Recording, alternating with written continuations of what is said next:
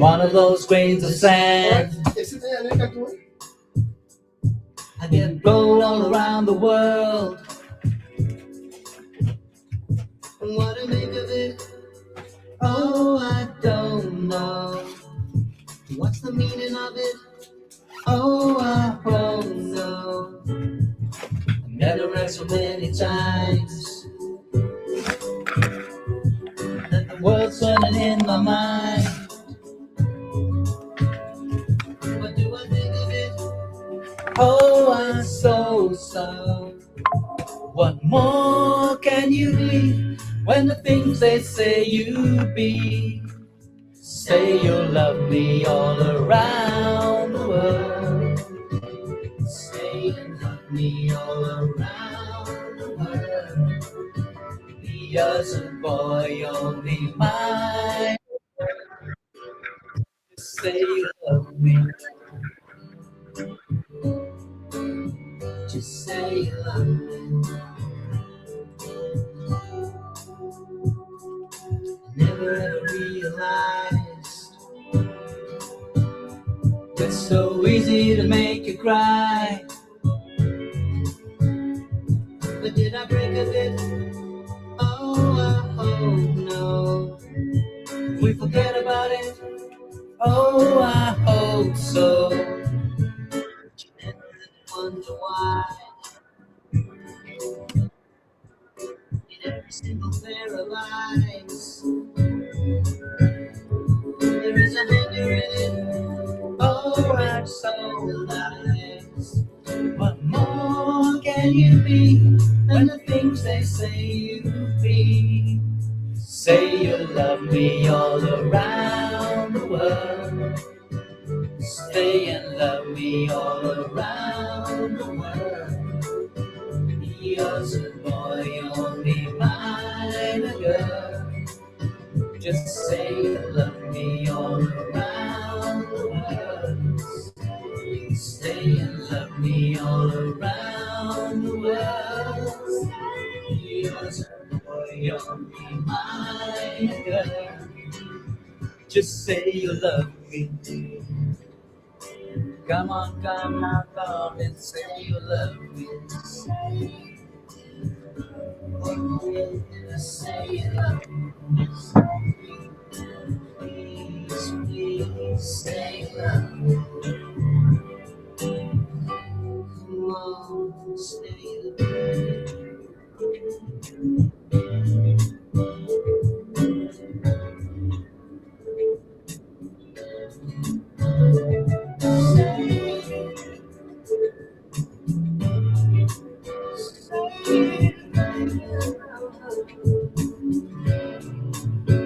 Say you love me.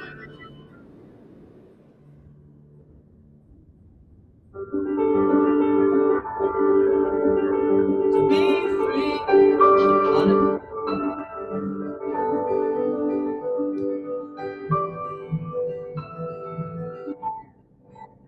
A wise man once said, success is not final. Failure is not fatal. It's the courage to continue that counts. With a serious walk to wellness with Elton Davids, right here on Afrikaap Radio.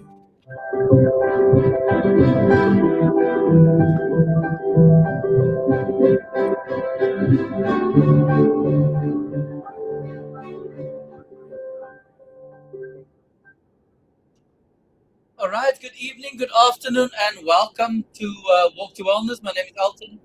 I'm the host of the show brought to you by All My Sports SA, live from our studios in Cape Town. I think it was quite interesting. And tonight is no different. Tonight is going to be just as interesting. I do apologize for the delay in transmission. We had one or two little technical challenges, which, thanks to Sebastian, is now all sorted, and we are live. Whether you're tuning in on social media, on my Facebook, on my YouTube, or even live on our feed, Radio Garden. Those are the various options, or even on our website. There are multiple platforms for you to tune in. You're welcome to join the conversation on +2706924595543, or send a message on my YouTube or on my Facebook, and join the conversation. So tonight I want to have a conversation about yours and my midlife renaissance. Bit of French, French Riviera. So, as always, my show is based, or I get the inspiration based on conversations that I have in the preceding week. And this week is absolutely no different. Um, I was driving yesterday, and they were talking about the African Renaissance. Um, and is it applicable? Is it not applicable? Almost like, is this thing still alive? Do we have an African Renaissance? Is things happening? And I was driving and I was listening to this interview, mm, and it made me think about: do we as individuals have an opportunity? Do we have an opportunity to change the way we think, to change the way we feel, to change the way life happens? And absolutely, there's definitely an opportunity for you and I to connect and change the way we do things, the way we engage in our current space. And it's purely around how we perceive you and I and what we do in that space. And tonight we want to I would like to join the conversation. More importantly, it's a conversation between you and I. It's not, I like to think it's not a soliloquy. As many of you know, soliloquy is a conversation that I have, and you just listen. Tonight, I'd like you to join the conversation. I'd like you to share your thoughts and tell me what you think. So, the soliloquy or the conversation tonight is around our rebirth. It's around how we engage in our current space and how we do things differently. And let me let me take 5 steps back to go 10 forward. So I'm going to frame the Renaissance for you, so you understand how this whole concept of the Renaissance came about. So the Renaissance was I'm going to read it verbatim from Google, just so that you understand where the crux of it started, and then we'll step forward. Okay. So when I Googled Renaissance yesterday, and just because I wanted a clearer understanding of what it was all about. The Renaissance was a major European cultural, artistic, political, and scientific movement that marked the transition from the Middle Ages to modernity. Okay, let me park that there. It's a transition from the Middle Ages to the current space, to modernity, which focused on cultural aspects, artistic aspects, political, and the scientific movement. And I'll explain to you in a minute. It is derived from the French term, et renaissance, from rebirth. This era roughly was from the 14th century to the 17th century. So from 1500 to 1800, thereabouts, beginning in Florence, Italy, before spreading across Europe. It was defined as the revival of interest in classical Greek and Roman philosophy, literature, and if you look at the various components of it, the first one was humanism, which shifted the intellectual focus from divine dictates to human potential, logic, and individualism. It shifted the intellectual focus from divine dictates to human potential, logical, and individualism. It shifted scientific inquiry, which led to breakthroughs like that of Nicholas Copernicus with the helio, where everything was around the nucleus at one point. The, the next part is the global exploration, which launched the age of discovery, which expanded the European trade networks and global maps. So for those of you in South Africa, those of you are 45 plus, you will remember that when you were growing up, you went to school and you heard about Jan van Riebeeck in 1652 coming to South Africa on the Dromedaris and the, what is the other ships? Anyway, the Dromedaris was one of them, and they landed in Cape Town, and that was because the Dutch East Indian Company came along the coast and going to the east to collect spices and going all the way back, and that was during that time. A little bit of history lesson. The Ellenboog and Hassay. During that time, these things happened. So it's 1652, smack bang in the between the 14th and the 17th century, where all these things happened. Remember, maybe some of you may not remember, prior to the 14th century, they were told that the earth is flat, and if anything beyond the horizon, you're going to fall off.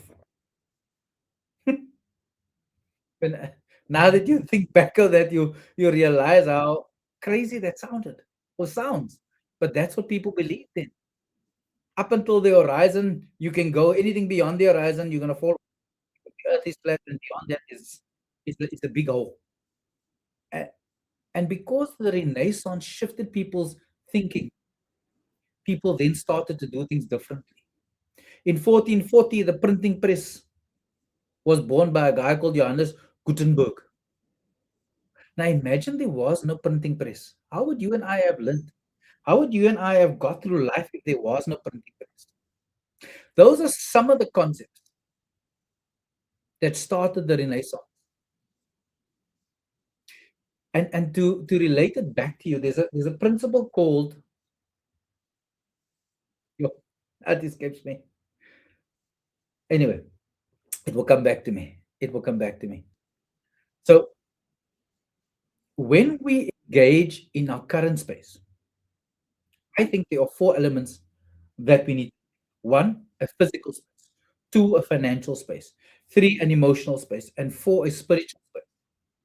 Those are the kind of rebirths I want to have a conversation with you tonight about. I want to have the conversation around how those 4 elements have changed you and how you are engaging in your current space to allow you to have a rebirth of sorts. And some of it you will appreciate, some of it you'll take in, some of you'll kick to the curb, and that's okay. These are my thoughts. Again, you are welcome to share your thoughts and jump into the conversation on +27 06925 245 9543 or on WhatsApp or on YouTube or on my Facebook. So the rebirth is around a paradigm shift. That's the word I was looking for. It's a paradigm shift of seeing things differently. It's unpacking and looking at life through a different set of lenses. Because many of us have grown up to believe that life is in a certain way based on life's experiences. And it shifts systematically over time based on what happens in your world and my world. And I want to suggest tonight that you look at life through a different set of lenses. A different set of lenses where we are going to change and consider various different options. Different options where you will engage in your current space on how to do things differently. Because in our current space, between roughly the listenership, from what I understand, is 30 to 65 listening to this show. There's no reason why you need to be stuck. There's no reason why you can't move and do things differently. So if I look at it from a physical perspective, and we've had countless conversations around the physical perspective on this show. We spoke about blood pressure. We spoke about heart attack. We spoke about managing stress. We spoke about engaging in a physical regime. And there are multiple different physical activities you and I can do to ensure that we live a healthy and prosperous life physically. Research has shown that people, so let me take a step back before I get to the research. Part of the research that I've engaged in is that menopause and andropause. And andropause is the opposite of menopause for men. So you have a woman, women have menopause, men have andropause. And yes, I did say we will have a conversation around that. And andropause is when men, and menopause when women start experiencing life differently. By that I mean physiologically, your body changes. You become, you have less muscle mass, your bones become weaker, your emotional state changes, your financial state changes, your musculature, the size of your body changes. And you and I need to be thinking along those lines. How do we engage to ensure we have longevity of life? And for me, longevity of life is having a full physical life to be able to do what I do for as long as I possibly can. And in order to achieve those goals, I need to be physically active. And physically active is not necessarily running, jumping, skipping, flying. Physically active is doing consistent A, exercise, B, weight bearing exercise, more importantly, because muscle mass is based on resistance. If you look at a bodybuilder, the heavier they lift and the lower the repetitions, the bigger their muscles become. Those who do endurance sport will do medium weight resistance over and do multiple repetitions because they don't want the bulk, they want the strength. So it's about understanding what your body needs. It's a fit for purpose process. What do I want my body to do? If I want my body to lose weight, I need to do medium weight, multiple repetitions over a longer period in a specific heart rate zone, which is 60 to 75% of my maximum effort. And in order to do that, I then start building endurance, I burn fat. But on the other hand, if I'm putting junk in, I can't expect to have a six pack. Junk in, junk out. So it's about finding that balance from a physicality perspective. And in the same way, those of you who want to do more research, there's a gentleman called Peter Attia, Dr. Peter Attia. And if you go and Google him and you listen to his podcasts speak to this very, very deep. It speaks to the process of finding yourself and finding your age and understanding what level you're at. And often we get to the point where Peter speaks about how his body has changed and how doing his research around people who have lost weight and people who are physically incapacitated purely because they are unable to do what they do because they do not do physical activity. So my question to you is, in a physical activity space, what are you doing? What are you doing in a physical activity space to be able to engage yourself to grow the space of living a life that is full, a life that is full of love, a life that is full of happiness, but more importantly, a life that is full of strength. Because unless you have the strength and ability to do things, you're not going to be able to succeed on different levels. So when you are physically active, you're then able to push the body even more physically, number one. Mentally, you become a lot stronger, and emotionally, things change. And why would I say that? Because if you're physically strong, you are able to turn the simplest activities into a life changing experience. I'll give you an example. Sport has the power to change people's lives, as Nelson Mandela rightly said many years ago. But in the same way, sport teaches us commitment, sport teaches us focus, sport teaches us dedication, sport teaches us to follow the rules, sport teaches us about life principles. And unless we get to that point where we allow life to be able to shape us through physical activity, we are locking the door to our future. We are locking the door to the potential that it has to be able to give us that space, to be able to turn things around and be able to say, wait, if I do this differently, what is going to change? What is going to happen in my world if I'm able to turn my physical activity into a life changing experience? How do I connect in the current space? Because the new currency of my life is about longevity. We'll talk about the financial component of that longevity. But from a physical perspective, none of us want to die. None of us want to die tomorrow. We're living a good life, however, your good life is defined. My question to you is, how long do you think you'll be able to sustain your current physical ability to do what you do? Research has shown that people retire at 60 to 70 as the average. Some people take early retirement at 50, some is like early retirement at 55. If, as an example, you stop your daily routine, your body starts to degenerate. What do I mean by that? Your body starts to do things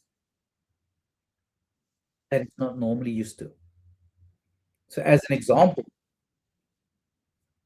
you don't get up at 6 o'clock or 5 o'clock, whatever time it is, because I'm retired. Why would I need to get up so early? Is the conversation I've had with a few people. I don't need to get up. I don't need to work. I don't put kids' lunch in anymore. They out of the house. It's just the wife and I, or the husband and I. We can sleep until 9 o'clock. And then what do you do? Oh, we get up, we have breakfast, and then we do a little bit of this, a little bit of that. No firm plans. And then I sit and I watch TV. How is that life treating you? Oh, it's wonderful. I lived a hard life. Hmm? Why is that? Started working at 16. I got a junior certificate. For those of you who don't know what's a junior certificate, it's a standard 7 certificate, a standard 8 certificate, grade 10 certificate. They left school. Didn't get to matric. I got a junior certificate and I went to go work in a factory. Okay. So you live the hard life. Yeah. I work hard. Okay. And now you stop living hard, you stop doing the physical labor. Your body is conditioned to.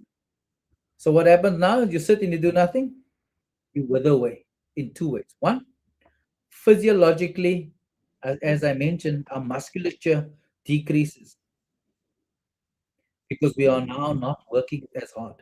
So the body shrinks.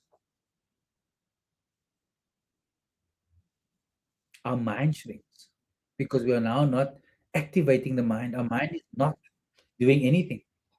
So in that point now, we are doing nothing for our mind, which results in the mind being dead, slowly but surely dying. It's dying to itself because currently what's happening is then at that point, we are sitting and watching TV, we are sitting doing whatever we're doing, and the mind is not being stimulated. So it goes into regression. And when you leave something vacant, something else fills it. It's like if you don't if you don't clean in a corner of the room, cobweb will form. Same principle. So cobwebs now forming in your brain, and that's why we have a greater onset of Alzheimer's currently. Because in our current space, people are sitting doing nothing. They are sitting, relaxing, and watching TV because that's what it is now. Because people are going on early retirement because companies are realizing that if I keep Elton until 65, it's going to cost me a lot more money and less productivity, as opposed to paying him early retirement and saying, "Why don't you go?" And when you go, I can then get two Eltons at half the. I can get two people for your price.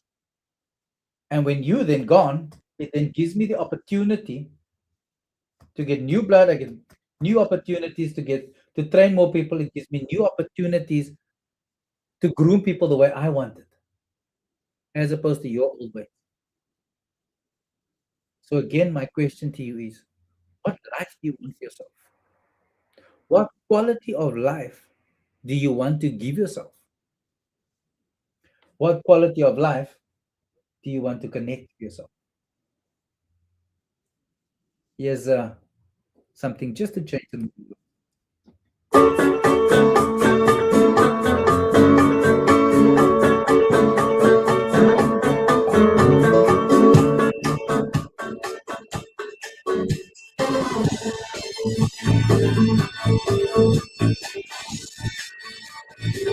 Do you remember when it was night? Tomorrow, love was changing minds. Tonight, while I'm chasing the lights,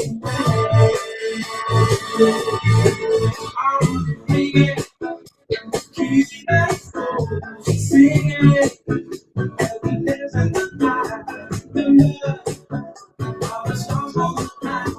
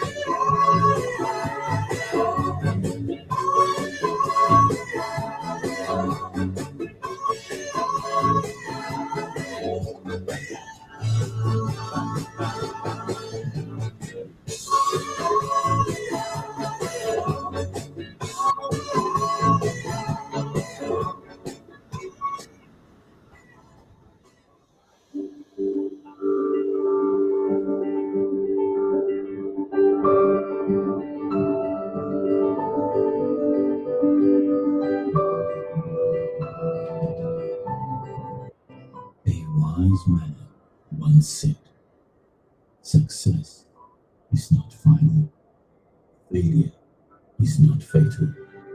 It's the courage to continue that counts. This is Walk to Wellness with Elton Davids, right here on Afrikaap Radio.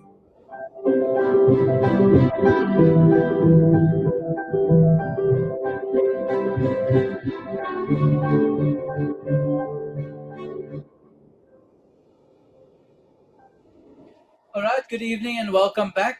Good morning, good afternoon, wherever in the world you may find yourself. My name is Elton. I'm the host of Walk to Wellness, brought to you by All My Sports SA, live from our studios in Cape Town. We are unpacking the renaissance of your life. The renaissance of your life. And for some of you, they're taking you back to that song by Earth, Wind and Fire, September, is a memoir of because that song takes me into all directions. But let's not let's not digress too much around that song. Um, so the conversation we're having tonight is around the rebirth, the renaissance of yourself, how you connect and engage in your current space, and how you can change your current space to be different. That's in essence the conversation. So in the first bit, we spoke about how we change our physicality and how we can engage in our current space to give us better quality of life. It's about understanding that we can change the physical stuff that we do to make sure that we have a better life. In order to have a better life, we need to do things differently. We need to be able to unpack where we're going, what we're doing, how we're doing, why we're doing it, because we have the end goal of longevity.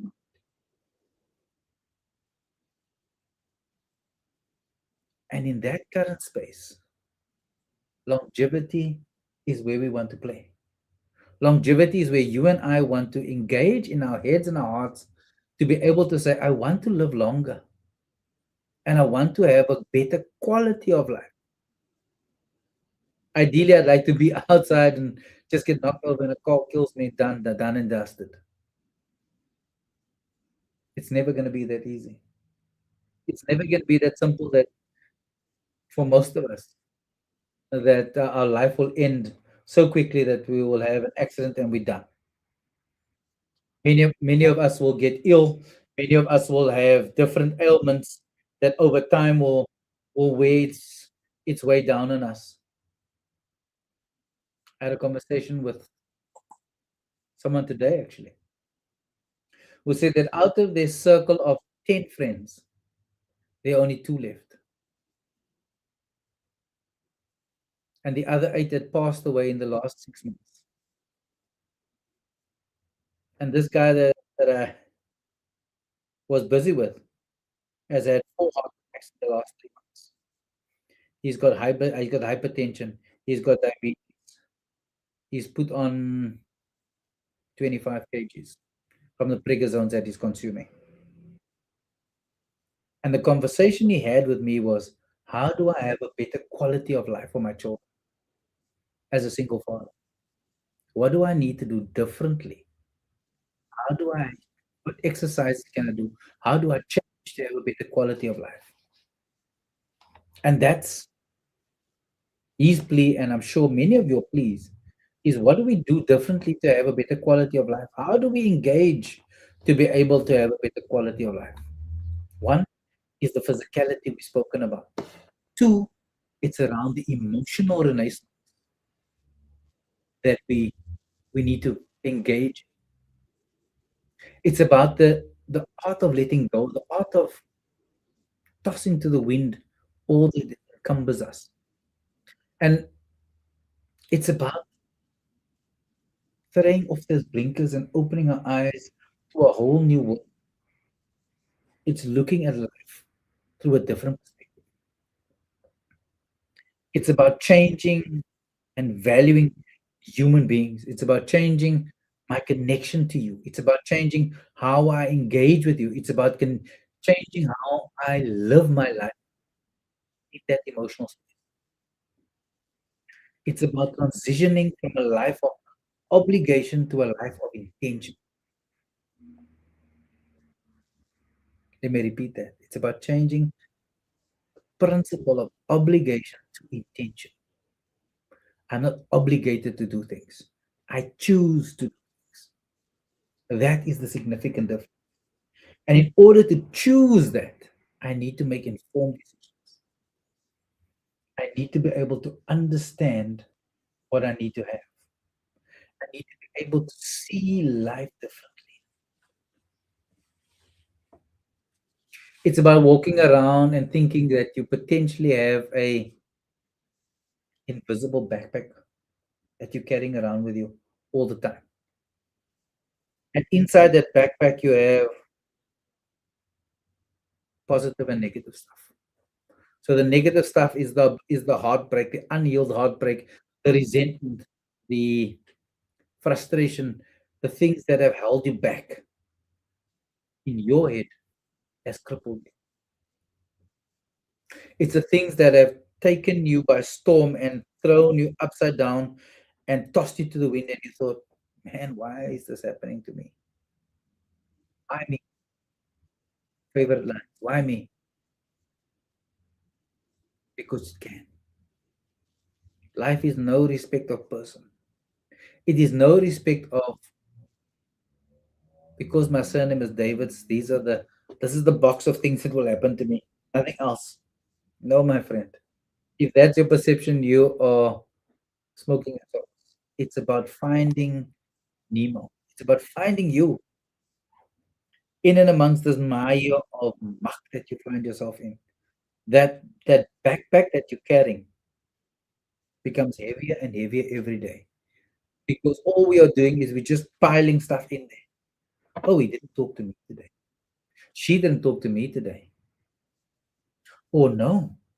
Did you see the way they looked at me? He's got an increase. I didn't get an increase.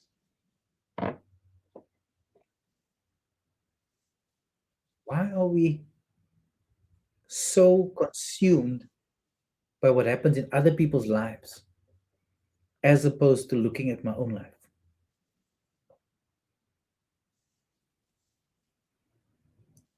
It's about removing the splint out of your eye before you remove the log out of someone else's eye, your neighbor's eye. Again, why am I looking at other people without understanding what's happening in my world? Because unless I'm able to understand my world, I'm able to help someone else's world. But because we are so caught up with this mentality of me, that everything that happens around me must be for my bad, must affect me negatively. No, my friend, not everything affects you negatively. It's how you perceive it. It's what you do and what you have that shapes you. Every negative thing that's happened to you is meant for your good. It sounds horrible, but it is. If you think about it, it's meant to shape you, and it has shaped you to the current person that you are this very minute. Whether you've lost your parents, whether you've gone through a divorce, whether your child is not speaking to you, and you can list goes on. The question is, what have you learned from it? What have you done differently to be able to engage someone else in that space? How have you learned from that moment to be able to shape your next moment? And that's the key. It's taking that backpack with all of these things that's wrapped inside there and saying, if I take that and I put it in a box and I work through it one by one, it's not going to be easy. Certainly won't be easy. But when I work through it and I deal with all the issues, at some point that backpack is going to get light. And when that backpack gets lighter, my journey becomes easier. I can climb that mountain easier because my bag is lighter. Paul says on the WhatsApp line, just my opinion, when we choose to hang out with positive people, the positivity will rub off on us. The world to change must initially come from within. 100% Paul. 100% Paul. There's an Afrikaans saying that says, soort soek soort. I surround myself with people I want to be associated with. The converse is also true. By association, people judge you. So if you surround yourself with bad characters, you associated as living the same life. So as much as positivity rubs off, Paul, it starts within. 200% agree with you. But it's that will to change. It's that initial rebirth, that renaissance feeling that you must have, that's going to kickstart you. And many of us look for and need external motivation, but they also need external validation. By that I mean You need someone to reassure you and someone to pat you on the back, say, "Oh no, no, Paul, you're doing well, Paul." That will spur Paul on to go further and harder and better. It's like sport. A coach will tell you, "Yes, you're doing something right." We tell you something wrong. You're doing something right. Well done, Paul. Let's keep going, Paul. You're doing well, Paul. We're doing it wrong. Whoa, whoa, stop it, Lori. Let's correct this. Let's do it right. And in the same way, you and I need to find that intrinsic motivation. Because as much as we want it from other people to motivate us, we need to be able to motivate ourselves to a point. We need to be able to stand firm and say, "No, man, enough is enough. I need to do this. I need to get up. I need to dust myself off." And to Paul's point, the will to change must initially come from within, whatever it may be, whatever that will is. You need to make that desire. You must have that desire to want to do things differently. And unless you have the desire to do things differently, it will then commence. It will then take shape into the form that you want it. But in order to do that, you need to make the first. You need to upgrade your backpack to a positive backpack, not one that is going to be burdensome with tons of rubbish inside there. Work through it bit by bit. Create a package for yourself that is joyful, that is friendly, that is encompassing, that tosses the old grievances out. It's time to forgive. It's time to let go of the past. As hard as it is, trust me, I am dealing with one or two of those things myself. It's not easy to forgive. It's not easy to let the past go. But in order to get to a healthier life, because that will eat you up alive, it will harden you, so it decreases the opportunity for people to engage with you. And unless you're able to forgive yourself, it's like drinking poison every day because you internally killing yourself based on what it's like. Jackie on the in YouTube on the YouTube says it's like a butterfly. It doesn't become something different. It becomes what it is was. It becomes what it was always meant to be. It doesn't mean everything.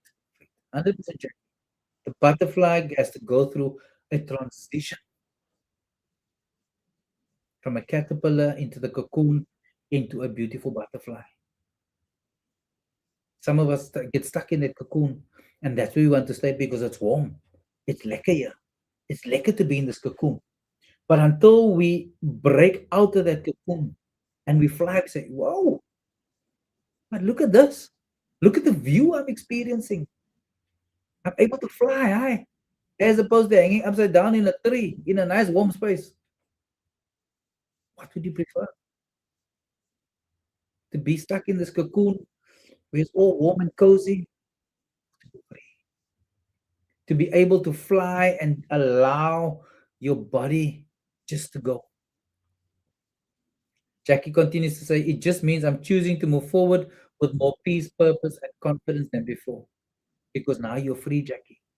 If you move from a caterpillar into a butterfly, the freedom you experience is that comfort of having the wind underneath of your wings, being able to fly, being able to move and be able to do what you want to do.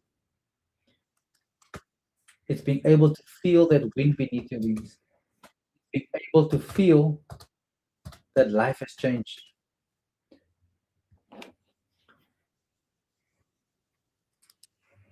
which has led me to this song.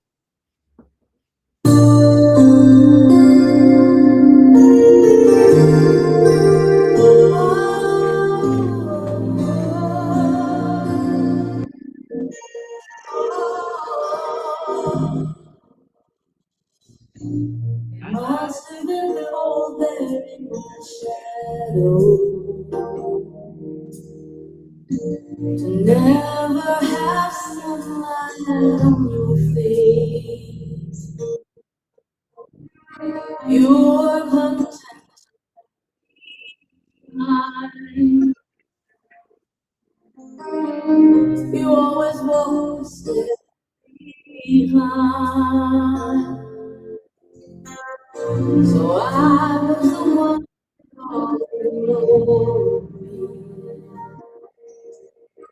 while you were the one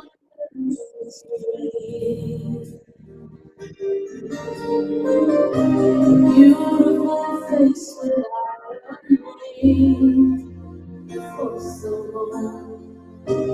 Beautiful smile behind the pain.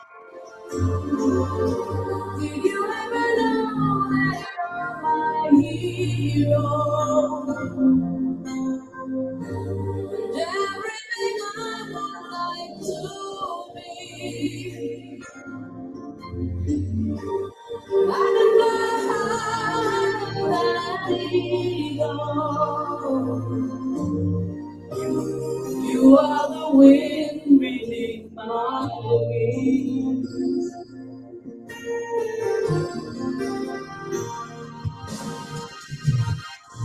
Might have appeared to go unnoticed, but I've got it all here in my heart. I want you to know the truth. Yes, I know I would be nothing without you. Did you ever know that you're my hero? You're everything I wish I could be. I would fly higher than an eagle. You are the wind beneath my wings. Did I ever tell you you're my hero? You're everything, everything I wish I could be. Oh, I can fly higher than an eagle. You are the wind beneath my wings. You are the wind beneath my wings. Oh, the wind beneath my wings. You are the wind beneath my wings. Fly, so fly away. Oh, you fly so high. Oh, you, the wind beneath my wings. Oh, you, the wind beneath my wings.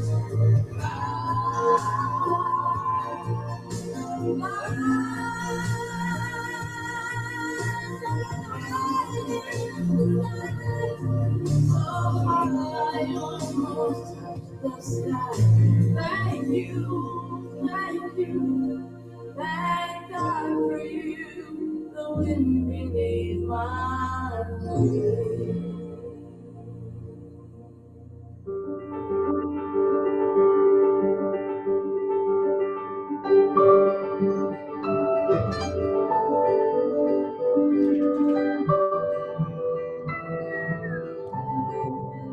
A wise man once said, "Success is not final. Failure is not fatal. It's the courage to continue that counts." This is Walk to Wellness with Elton Davids, right here on Afrikaap Radio.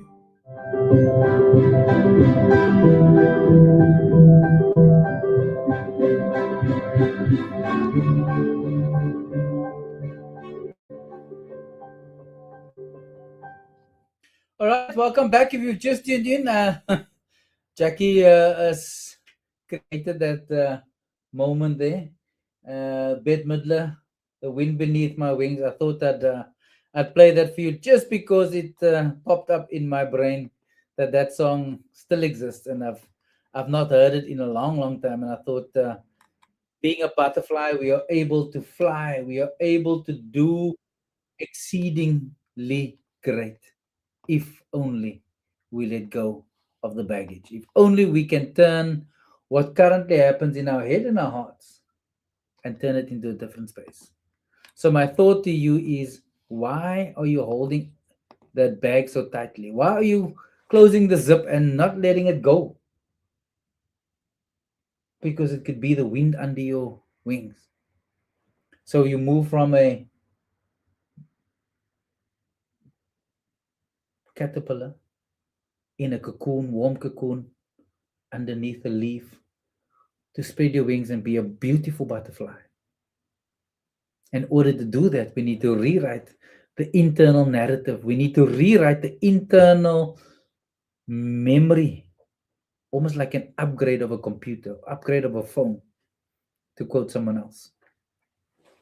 Because often our storage is so full that we start moving slowly. We need to allow ourselves to change. We need to allow ourselves to pivot. We all spoke about that word pivot in COVID. Everything was pivot, this, pivot, that. We're doing this, we're doing that, we're changing this the narrative. Now, why are you not changing your narrative now? Because now you're in that comfortable zone of, oh, this is so lekker. Let's get back to normal. Let's do what we used to do without dealing with the drama of the past. I know many people who are still fighting in their heads and their hearts that they didn't get to say their final goodbyes during COVID. Because remember, once you went into hospital, it was almost fait accompli. You're not coming out alive. And you're coming out in a body bag that can't be opened. So we didn't say our final goodbyes. And for many people, that's still hard. We need to pivot and change that insecure person that we are. And you may say, no, I'm not insecure. We all think that. We all crave that external validation from people in one way or another. In whatever we do, we're always looking for someone to give us some sort of credibility, someone to say, oh, well done. And even if you, oh, no, don't think me, I've done nothing. Back at the ranch, someone acknowledged me. Someone thought I'm good. But it's carrying that heavy load in that backpack that is crippling you because you are looking for that validation. You're not wanting to deal with the baggage. We get to a point where we become, some of us become stuck. Some of us become paralyzed almost because of what's happened in our past. And maybe not every aspect, but parts of us become paralyzed because that situation has kept us captive. That situation has turned us inside out, upside down, honest the bull, and it's holding us in that grip because we're not allowing ourselves to deal with it. We're not allowing ourselves to grieve the loss of whatever's happened. We're not allowing ourselves to grieve the challenge and the pain that it's come with it.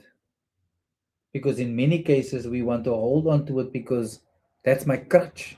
If something doesn't go right, oh, you remember that thing? That thing is the reason why I did what I did. Is it really? Is that really the reason why you've done what you've done? Because you've not moved on? Or you're just looking for an excuse? And many of us look for that excuse because we get so caught up in the spiral of negativity, the spiral of blame game. It's because this happened and that happened, therefore I did this. It's almost like a retaliation for something that's happened in my world, as opposed to accepting it and dealing with it. We act like a bunch of immature children who want to hold on to onto something. Like you have that spoiled child that wants to cry when something doesn't go his way or her way, and you expect people just to rally around you. Oh, don't worry, my child. Come, come, come, come, come, come. Let me give you the sweetie you want. Let me give you the lollipop that you want, as opposed to saying, no, you can't have it because you've had five sweets already. There's nobody hemming us into control because we're an adult now. We can kind of manage ourselves in inverted commas, and we think that we have arrived because we can do things ourselves, as opposed to this little boy or this little girl who wants a little doll when they go to the shop or wants a sweet. And if you look at it, marketing is clever. Where are the sweeties? In the aisle closest to the door. Because while you're standing there waiting to get to a toll point to pay, what do you do? What is the kid doing? Standing there looking at the sweets, and it's all brightly colored packaging. Oh, mommy, I want this. Mommy, I want that. Because it looks nice. There's toys there, there's sweeties there, there's chips there. And you're thinking, my goodness, I barely have money to pay for what's in this trolley, but you want sweeties? And you break your last cent to please this child because that's what you want. We want better for our children, and sometimes at the expense of our own selves. And when we become adults, we have that same mentality of compliance and obligation. I want to please people for acceptance. I want people to like me because of what's happened. You must like me because of what I do and who I am. Amanda says on the WhatsApp line on +2706924595543. She says this past year and a half has been challenging, but I made a conscious decision to accept what happened and move on. It's not always easy, but possible. And believe me, just when I take two steps forward, then it's one step to the back. But I keep on telling myself to see the positive in the situation. One positive thing thus far, I passed my driver's license at 55. So I keep holding on. Yay! Amanda, we're going driving. Come fetch me. Come fetch me, Amanda. You got your license now. Congratulations, Amanda. Well done for pushing through on a goal that you had set. We're not going to get into goal setting today. But remember, we look for that low-hanging fruit, and once we get it, it builds confidence, and we're able to tackle the next thing and the next thing and the next thing and the next thing, because we have that confidence to be able to do it. So yes, Amanda, some days it feels like instead of taking one step back, we're taking 10 steps back, because the triggers that we think we've kind of got under control, sometimes it just hits us blindsided. Like my grandma used to say, I'm going to hit you with a wet snook. And that wet snook is fat and heavy, and it's going to clap you that you know you've been smacked. And at that point, we are going to be able to realize that we are stuck in that current space. But unless we keep moving and acknowledging, like you have, Amanda, to say, I know I'm not going forward right now, but I'll keep moving. I'll keep doing what I do because I know I'm going to have a breakthrough. I know I'm going to move. I know that my backpack is going to get bigger and lighter, and it's going to get filled with all the positive stuff that's happening in my life, like getting my license at age 55, like going to study further and getting a diploma, getting a degree. I love watching around March and December on Facebook, purely because there are Moments when people get cat with a degree, and I'm speechless every year because there's a 65 to 85-year-old person who's now got a degree. And it brings me to tears to think that those people had not had the opportunity to improve their studies at that point in their lives. And now that they've got their retirement package, for want of a better term, they now have the money to be able to go do that. It's been a lifelong dream for many of them. And many of you think, oh, yeah, getting a degree is an easy thing. 100%. It is an easy thing. If you commit to doing it and you push every day to do it. Many of us don't. Many of us just live that life of being able to just mosey on through. Let's just cruise. Let's just cruise through it because this is easy. And we can't go faster because we got this big backpack in our backs. We can't move because we are stuck. We are stuck because of this backpack that is holding us down. And until we are able to do that, we are not going to be able to move. And when we give up all of this junk and we throw it out of the bag and we put healthy stuff in there, fresh new opportunities, fresh new ideas, fresh new people in our space. To Paul's comment earlier, when we surround ourselves with positive people, things change. Things change and we move into a different space. We're able to move in a fast path.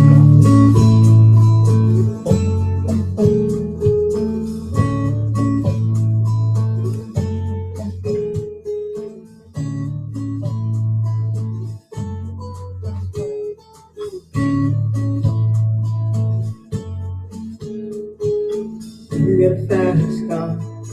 I want to get to anywhere. Maybe we make a deal. Maybe together we can get somewhere. Any place is better. Starting from zero, got nothing to lose. Maybe we'll make something. Me, myself, I got nothing to prove.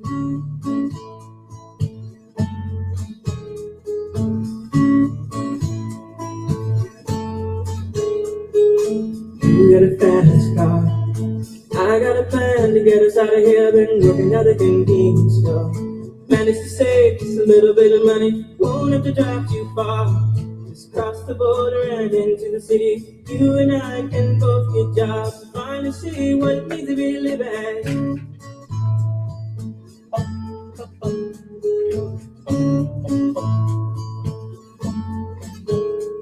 See, my old man's got a problem.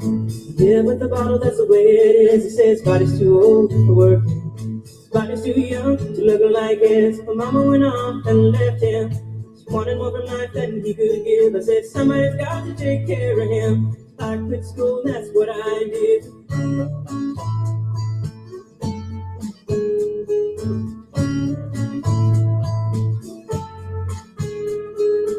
You got a fast car. Is it fast enough so you can find a way? You gotta make a decision. Leave tonight and live and die this way.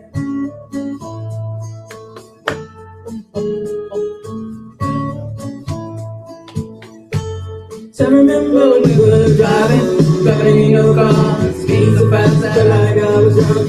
City lights day out before us, and your arms are nice wrapped around my shoulder, and I got a feeling that I belong. I got a feeling I could be someone, be someone, be someone.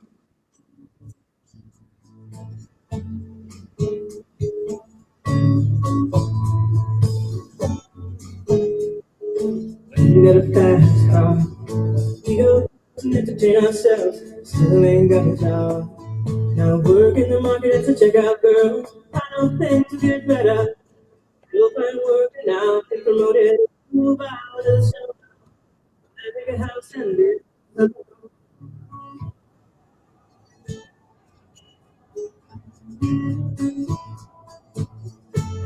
I remember when we were driving in your car, speed so fast I felt like I was drunk. City lights fading out before us, your arms felt like strength on my shoulder, and I got a feeling that I belong. I feeling I can be someone, be someone.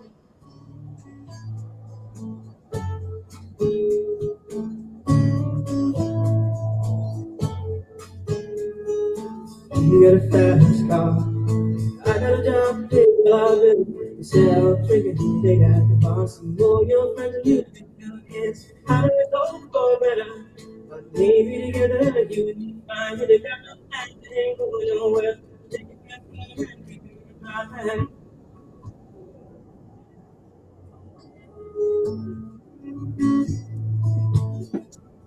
I remember when you were driving your car. See so fast, felt like I was drunk. Silly nights, day out before. Your arm felt nice wrapped around my shoulder. And I got a feeling that I got a feeling I can be someone, be someone, be someone.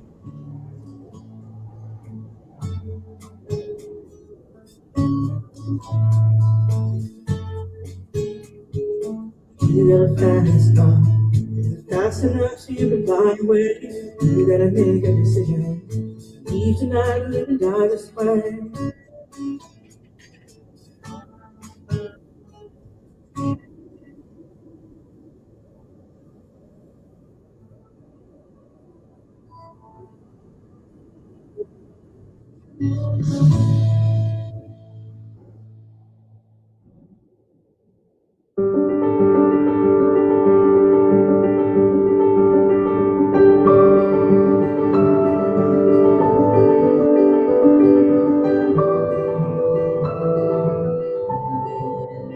A wise man once said, success is not final, failure is not fatal.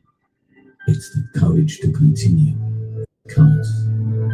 This is Wellness with Elton Davids, right here on Afrikaap Radio.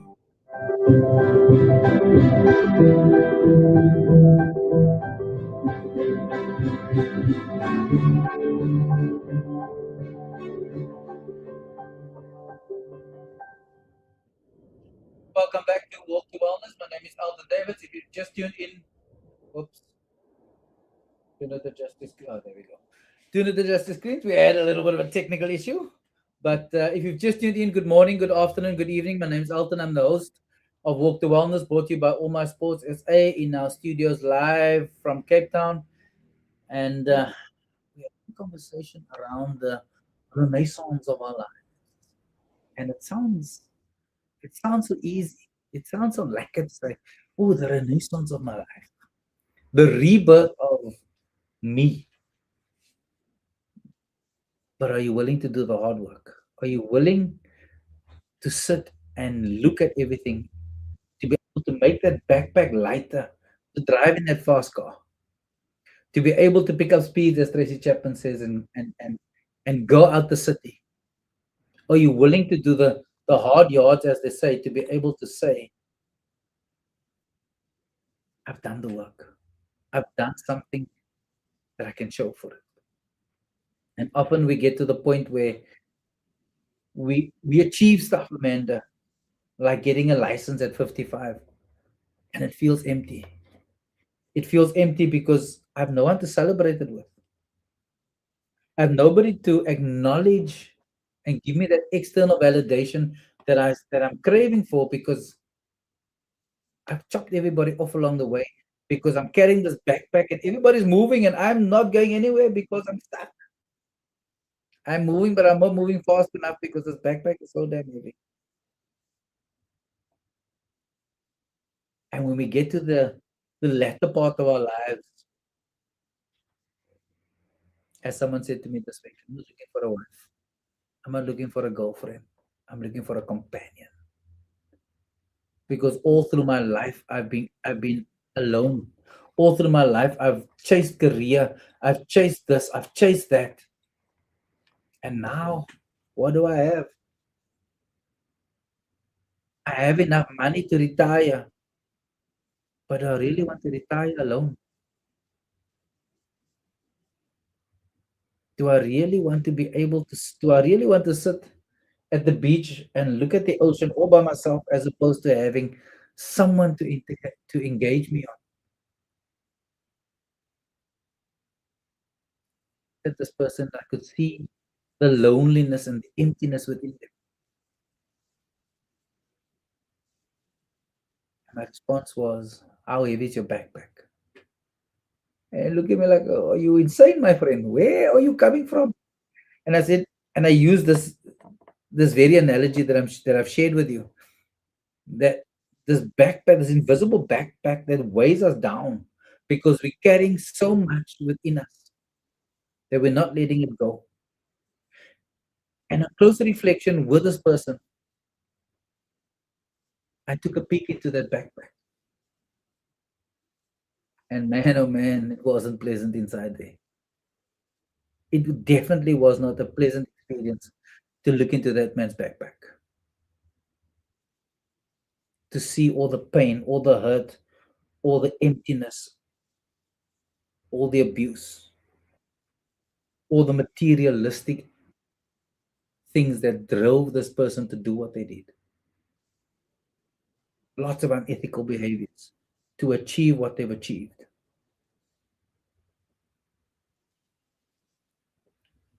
And he said to me, "What do you mean? This backpack is heavy?" And we again started engaging. And he said, "Yo," I said, "just tell me your life history." And the more he unpacked, the more I was able to identify and say, "Yeah, yeah, yeah, these things. This is how you ostracize people. This is what you did. This is what caused this. This is what caused that." And he looked at me and said, "Sure, I've never thought about these things. All I wanted to do was to be able to get through life. And able to get through life, I needed to do these things." It's like I'm no judge. All I'm saying is these actions that you have led to your current position. So my question to you and to me, the actions that we currently put out and do is the result of what's happened in our past.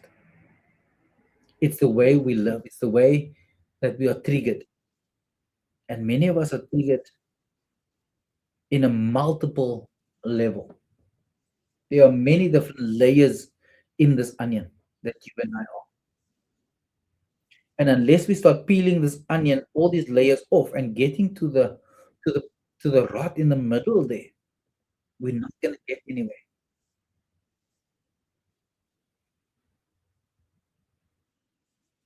And as much as an onion is useful, it can also be bad. There are multiple uses for an onion. I'm not a cook. I'm not gonna profess to tell you what the purpose of an onion is in food. Apparently, you put then you put an onion in. And from there, no idea. That's as much as I know about cooking, guys. But the point I'm trying to make is the onion adds the flavor and is part of the meal prep. An onion, you put it in the fridge when your fridge is open, the smell, the bad smell. An onion can clean a braai grit.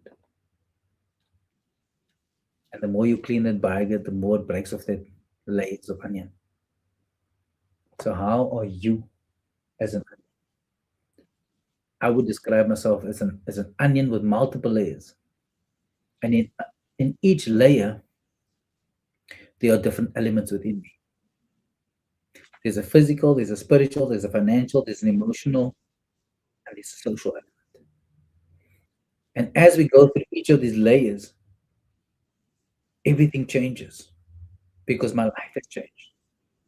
And likewise for you, I'd like to think that you can you can use the onion as an analogy for you, because again, we are not congruent often in what people see and what we are. We give people a version of what we think people want.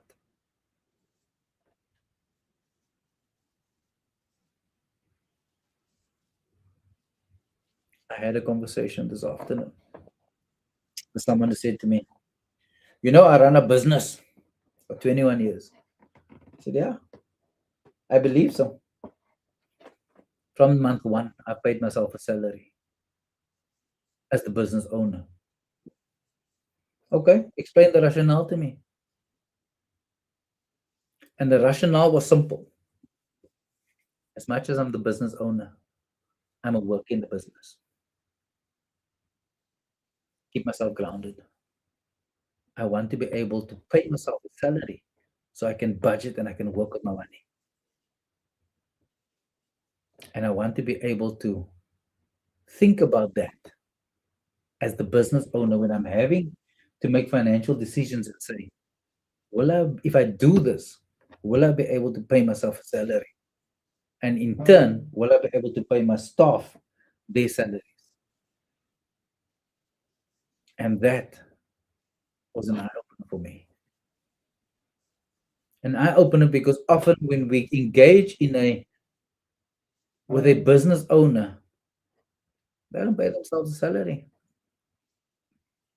They take what they need because on the converse to that is if you're running a small business, you have all your overheads to think about first. You need to pay all yourself first, pay all your expenses first. And the analogy that was given to me was that because I am paying everybody else, I'm not paying myself enough time, enough effort, enough consideration. And I'm like, what? That took the wind out of my sails.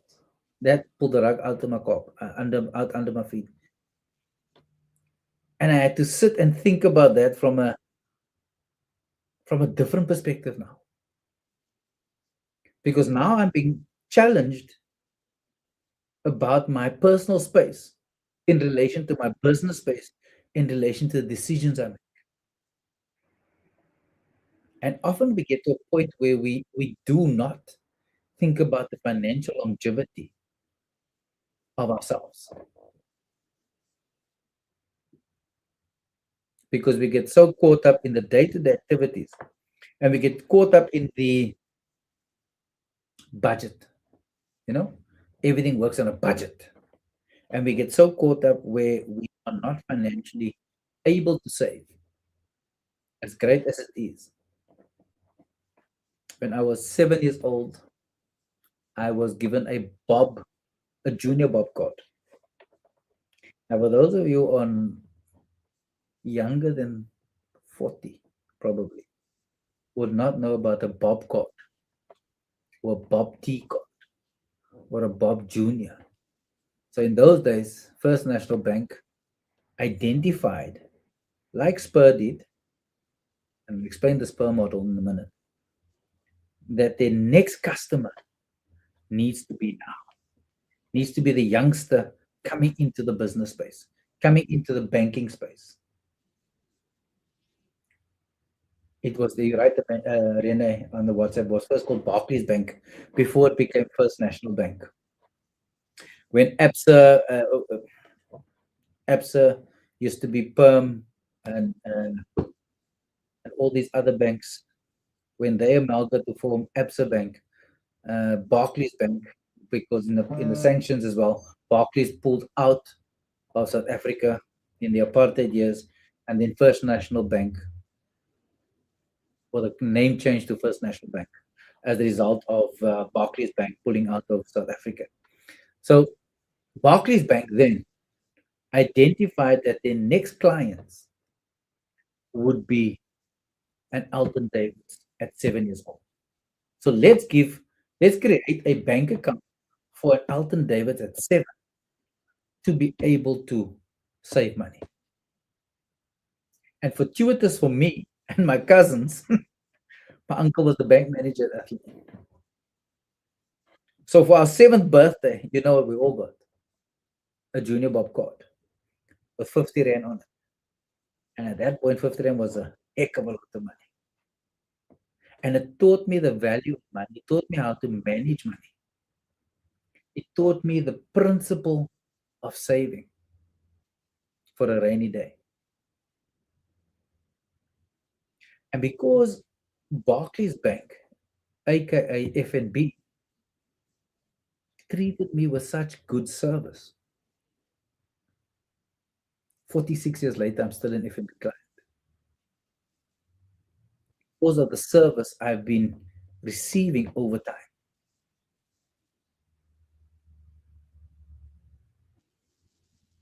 My question to you then is, what is your financial plan? What are you doing now for your retirement? What are you doing now that's going to give you, back to earlier, quality of life at 70? Irrespective of what your age now, at 70, when you've lived three score and ten, as the Bible says, you've lived a good life. What then and how then will you live? Amanda says Absa Bank is Amalgamated Bank South Africa, which used to be United Bank, the Trust Bank, Allied Bank, and the Volkskas Bank. Volkskas used to be for the Boera, the white farmers, because they used to bank at Volkskas and Trust Bank. I remember, Amanda, my mother used to bank at Allied Bank many years ago. When those banks amalgamated, they became Absa. Little bit of history, We spoke about the history of the Renaissance in the 14th to the 17th century. Here's about the history of South Africa in the early 1990s. So, how are we shaping our financial well-being to give us quality of life at 70? And I use 70 as a benchmark purely because the Bible says that if you've lived three score and 10, you've lived a good life.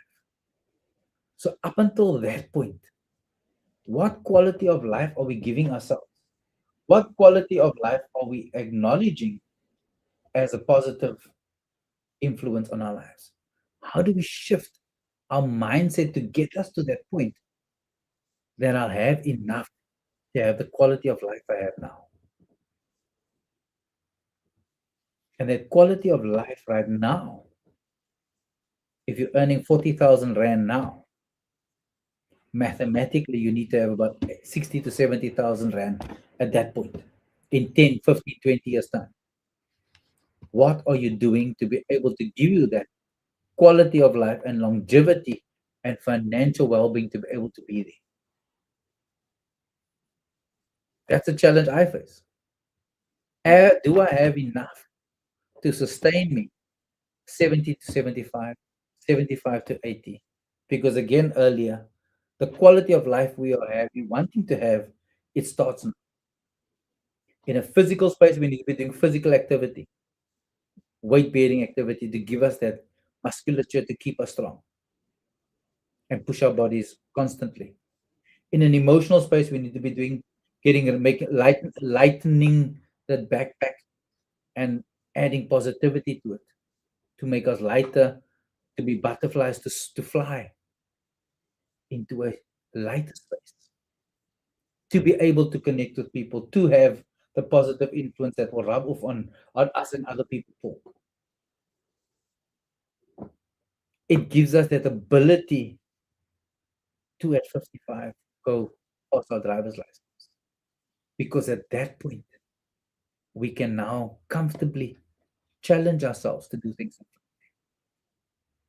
But in order to do that, we need to have a financial plan to get us there. Many people live on the South African grant, old age pension grant. It's nowhere near the quality of life that they had. Nor is it financially stable for them to be able to do that. Because it kills the financial burden, and it kills us to be able, as children, to see our parents suffer because they don't have enough. And how then do we change that? How then do we change our trajectory to be able to give us that life without having to rely on our children and our children's children to cover us? Because often we get to the point where our children's children become our scapegoats. Our children's children become the ones who give us the quality of life, because we now depend on them. The Bible says we need to honor our parents, and we need to help them where we can. But we don't help ourselves, we can't help others. Because then we're not able to cherish the life we live.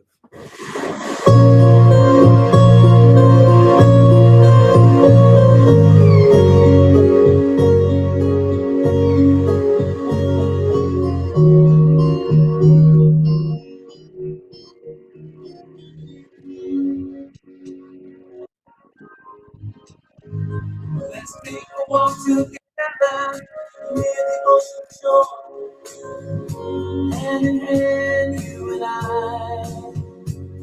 Let's cherish every moment we have been given.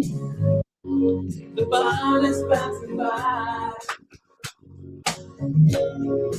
I often pray before I lay down by your side.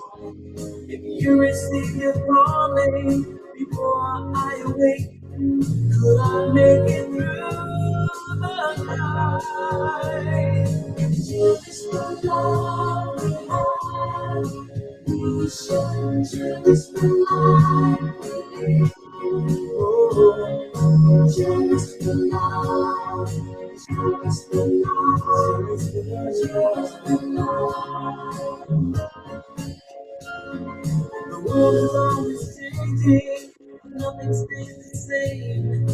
But love will stand the test of time. The next life that we live in remains to be seen. Will you be by my side? I often pray before I lay down by your side. And if you receive your calling before I awake, could I make it through the night? Cherish the love we have. Cherish the life we live, baby. Cherish the love. Cherish the love. Yes, I do. Cherish the love. It's love. Cherish the love we have. Cherish every moment we have together. As we go, you and I. Cherish the love, baby. Cherish the love.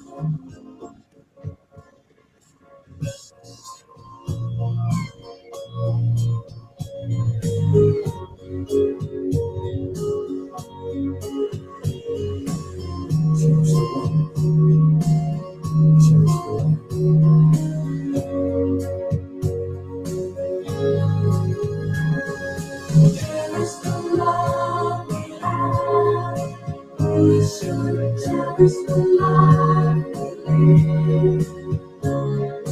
Cherish the love. Cherish the life. Cherish the life. Cherish the love we have. As long as we both shall live. Cherish the life.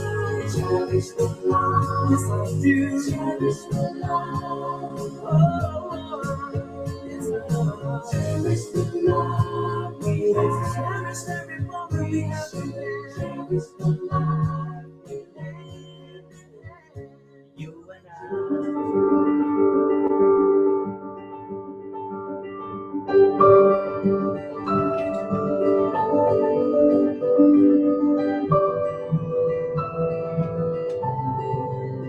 A wise man once said, "Success is not final.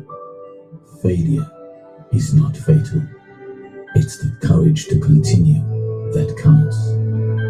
This is Walk to Wellness with Elton Davids, right here on Afrikaap Radio.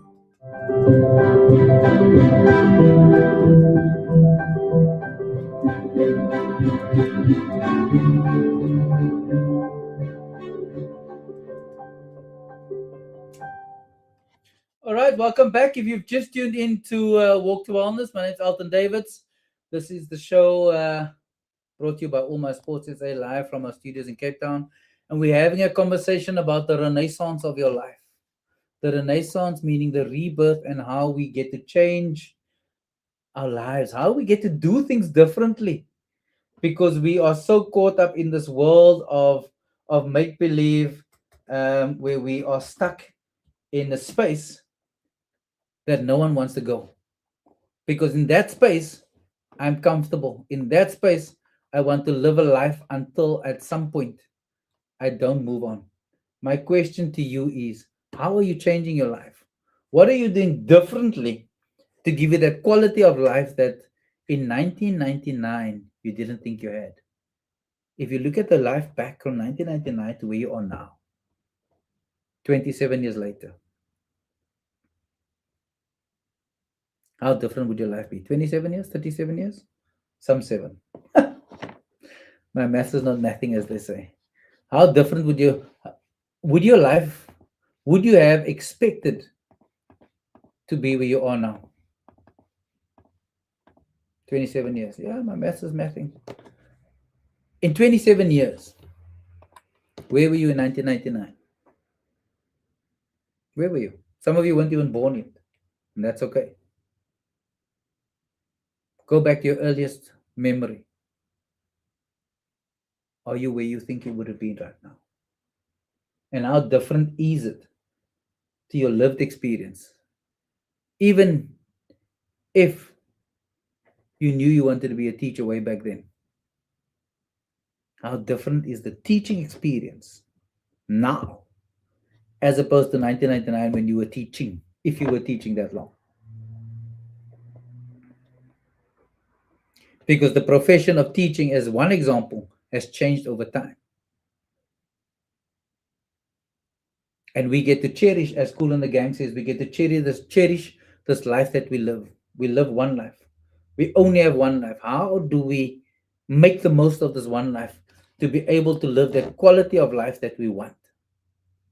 The quality of life that we need for our own sanity, the quality of life that gives us life, that gives us breath. Because in living that life, it gives us the space to enjoy everything that we have. The last component I want you to think about is the spiritual renaissance. Shani says that in 19 on the WhatsApp line +27069 2459543. Shani says that in 1999 I bought my first house, so definitely didn't think that I would be where I am now in life. Because again, life has changed us in so many different ways that we don't realize that where we were then, how we progressed from there. Using Shani's example, if I think about buying a house in 1999, would be the deposit or the transfer fees of a new house right now. Because the transfer fee right now could be 100,000 rand, could be 200,000 rand, depending on the value of the house. But at that point, 200,000 rand was a heck of a lot of money. So if you think about that, just that simple example, how that has changed us, how that has shaped us to be where we are.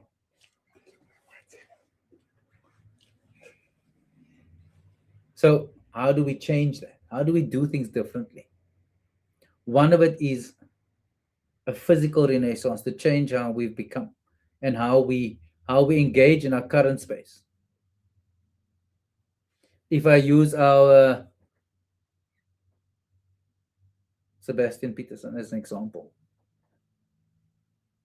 he experienced a rebirth in his physicality to want to lose weight, and he significantly has lost some, and he's on his journey to lose more, to give him a better quality of life. From a spiritual perspective, we want to be able to experience life differently, and the spiritual renaissance is not around a religious perspective, although some of you may want to engage in that space. The religious perspective of being born again, it could be that is your thought process, but I want you to think slightly differently.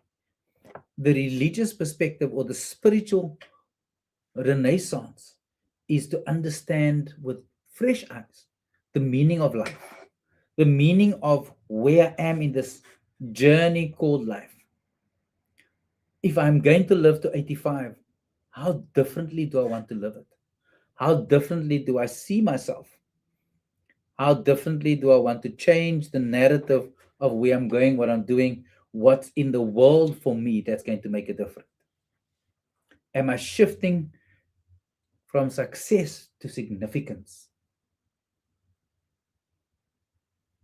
Am I shifting from success to significance?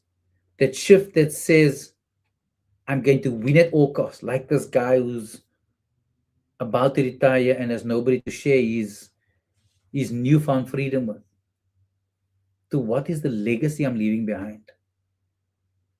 Because again, if I look at that man's backpack, nobody wants to engage with him purely because he embittered so many people in the journey to get to his success that he trampled all over people to be able to stand there and say, I have arrived.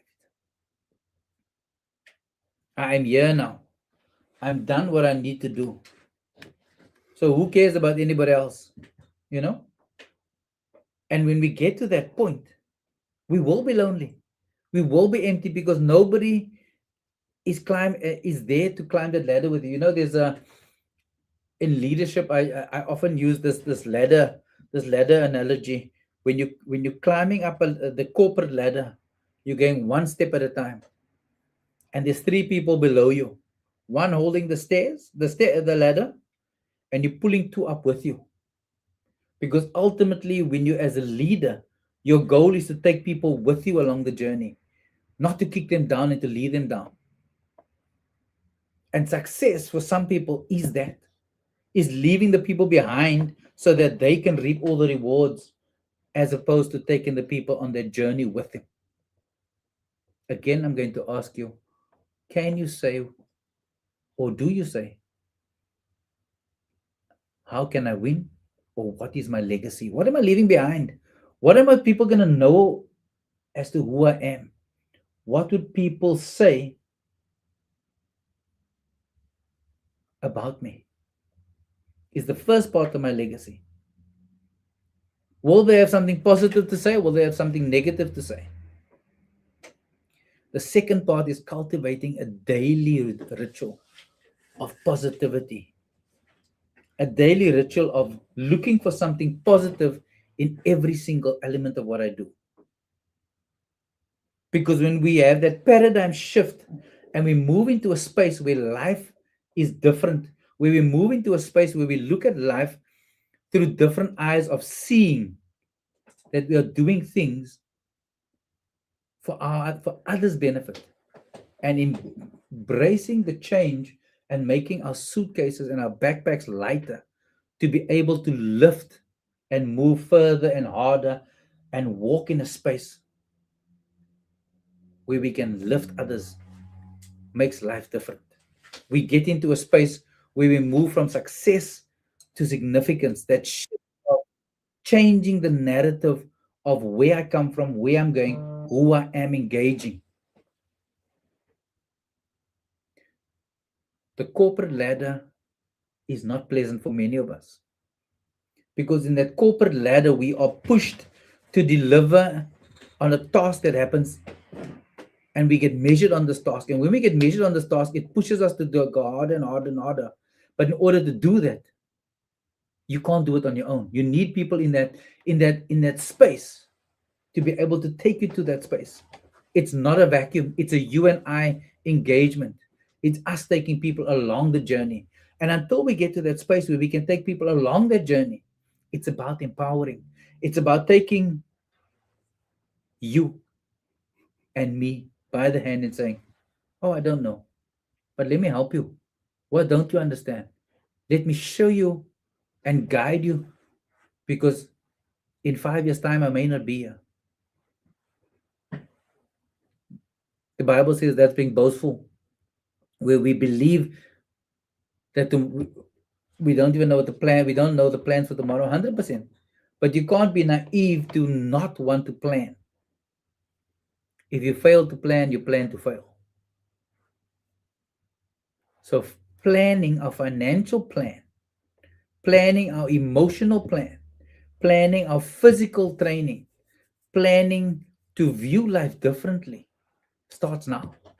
It starts by cultivating a change in how we see. It starts about changing you and me for longevity. And it's about that longevity of life that gets me up every morning. Because I want to live until I'm 80. I want to live until I'm 90. But in order to do that, I need to put the measures in place now. I need to be able to move and be now for when I'm 80. And at 80, I still want to be able to run, jump, skip, fly, and all those things that I'm doing now. Because I'm cultivating the good habits now, physically and emotionally and financially and spiritually, to make me lighter, to be able to move faster and longer over the extended period of my life. But I'm not crazy enough to think that I'll live till 80. I may die tomorrow. And if I die tomorrow, will you be able to say that I lived a full life? Will you be able to say that I lived a quality life? That's the question. That's the ultimate question. When people look at your life, will they be able to say, yo, I wish I was able to do what that person did? And your life becomes a milestone. It becomes a measuring stick for someone else. It becomes an opportunity for someone to be inspired by you. It gives someone the opportunity to be able to see you and to be able to live a life that you have lived and to be able to see the difference that you have brought. Because often we get caught up in that space where we don't know. It's difficult to find role models in this world that we can look up to. So can you be that role model? Can you step up to the plate and say, I'm going to bat for this. I'm going to stand firm and I'm going to be this role model. I'm going to be the one that is going to stand out amongst the crowd. And not because you want a pat on the back, not because you want the accolades, the external validation, as we call it. But my friend, you and I need to be a catalyst in this existing world that is torn apart by so much pain. We are torn apart by lack of positive role models. Society has changed significantly over the last 20 years. I'm speaking specifically South Africa. I can't speak for the rest of the world. Our lives have changed significantly because there are so many new opportunities that have existed in this world. And there are so many new things, yet there's so much hatred still. There are still so much lawlessness, and there's a lack of positive role models. You and I can be the positive role model. You and I can be that positive shining light for someone else. Not forgetting that you and I are still battling. You and I still have to declutter that backpack. You and I still need to find the money to give us longevity of life at 80. But when we change our perspective, we have this renaissance, this rebirth of our vision, this paradigm shift of connecting to something that is greater than us. whether you want to see it from a religious perspective or whether you want to see it as the greater than us being the humanity of society. You and I have a responsibility. The responsibility to be a positive role model to somebody else. Be that positive role model today, tomorrow, next week, next year, for somebody else. But in order to do that, we need to consider our own longevity journey. What are we doing physically? What are we doing emotionally? What are we doing financially? What are we doing with our mindset to give us that beautiful day? My name is Elton Davids. Thank you for tuning in. It has been an absolute honor and privilege to share my thoughts with you. I wish you an absolute amazing week. I'm closing with a U2 song. And the U2 song, it's a beautiful day. Because when you and I make that change, and we have that paradigm shift, and we have that rebirth, we have that renaissance in our lives, it changes and gives us a beautiful experience of life. Ciao for now.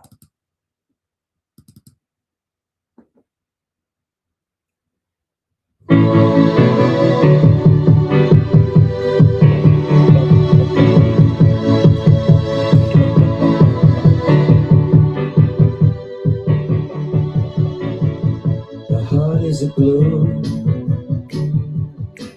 shoots up through the stony ground. There's no room,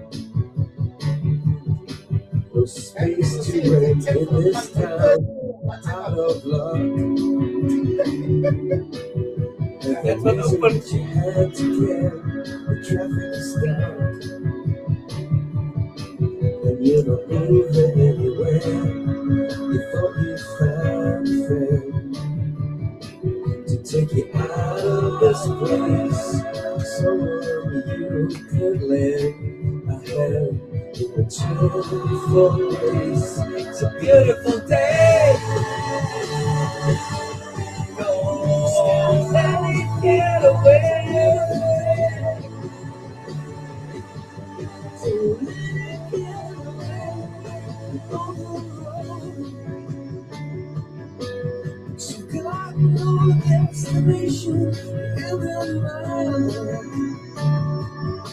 You raise an imagination without this time. Even if that doesn't ring true, you've been all over, and it's been all over you. It's a beautiful day. Don't let it get away. It's a beautiful day.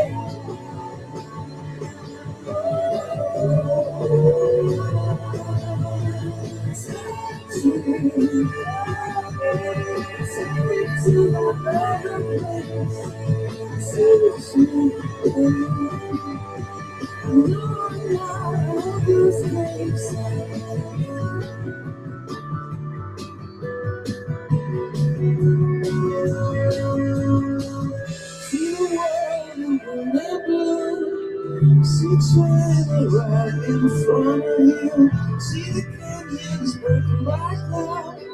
See the tuna fleets during the sea out. See the Batman fires up low. See the oil fields up first by air. See the boys in the leafy mouth. After the flood, all the colors came out.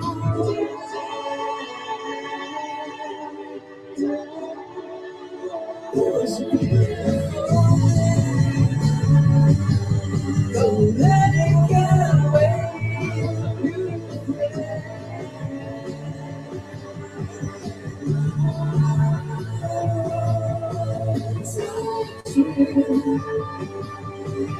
Take me to that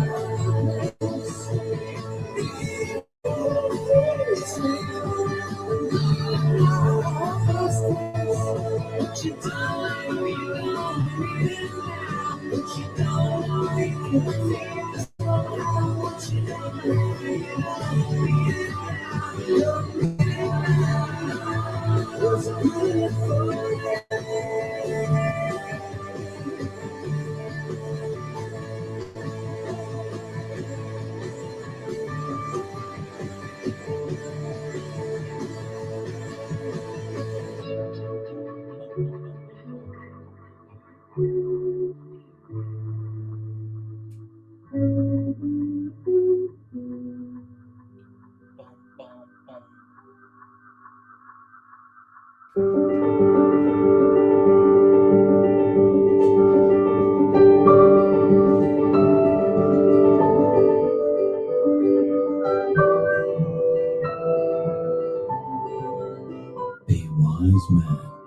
once said, success is not final.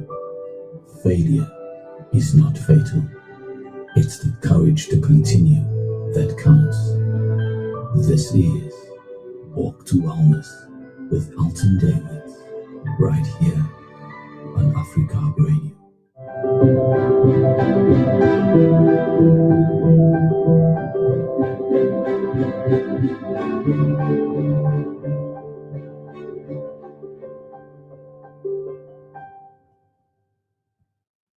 Thanks, everybody. Ciao.